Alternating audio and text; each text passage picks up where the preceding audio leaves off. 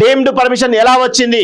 Mallareddy medical కాలేజీపై enquiry. College health varsity ఆధ్వర్యంలో విచారణ తర్వాత సర్కారుకు నివేదిక. ప్రైమరీ స్టడీలో తేలిన తప్పుల తడకలు పూర్తిస్థాయి విచారణకు రెడీ అంటూ చూస్తున్నాం. సో మల్లారెడ్డి ఆ డీమ్డ్ యూనివర్సిటీయే పెద్ద బోగసు.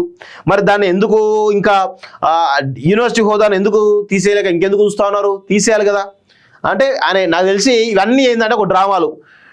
కమిషన్ ఇప్పుడు మల్లారెడ్డికి ఇట్లాంటి షాక్ ఇస్తే ఏమైతుందంటే ఆయనకు 100 కోట్ల రూపాయలు ఇస్తారు కాబట్టి ఈ డ్రామాలు ఆడుతూ ఉంటారు తప్ప నిజమైన చర్యలు ఉండవు. 100% మల్లారెడ్డి డీమ్డ్ యూనివర్సిటీ చర్యలు తీసుకోరు. ఎందుకంటే ఆయన ఇచ్చే కమిషన్ల కోసమే, కకృతి కోసమే ఈ పనంతా.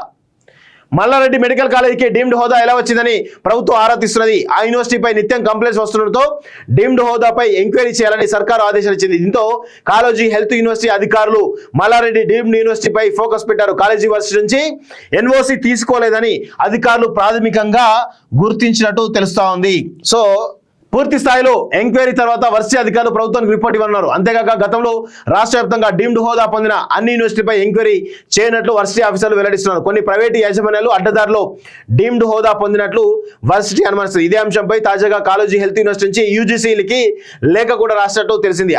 అవసరమైతే లీగల్ ఫైట్ కూడా చేస్తామని కాలేజీ వర్సిటీ అధికారులు ఒకరు తెలిపారు. ఈ అధికారులే పెద్ద దొంగలు ఉంటారు.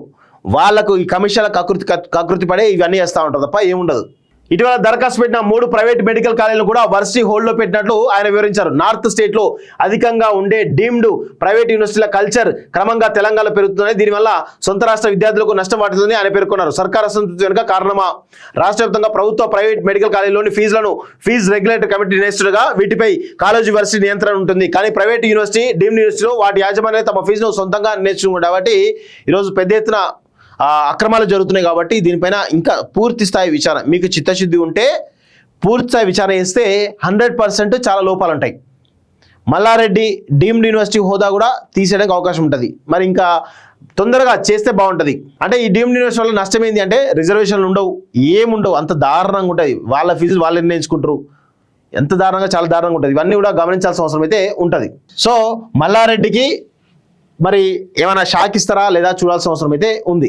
విదేశాల్లో ఉన్నత విద్యను చదువుకోవాలని అనుకుంటున్నారా? అయితే వెంటనే ఫ్లైగ్రాడ్ ఓవర్సీస్ ఎడ్యుకేషన్ కన్సల్టెన్సీని సంప్రదించండి.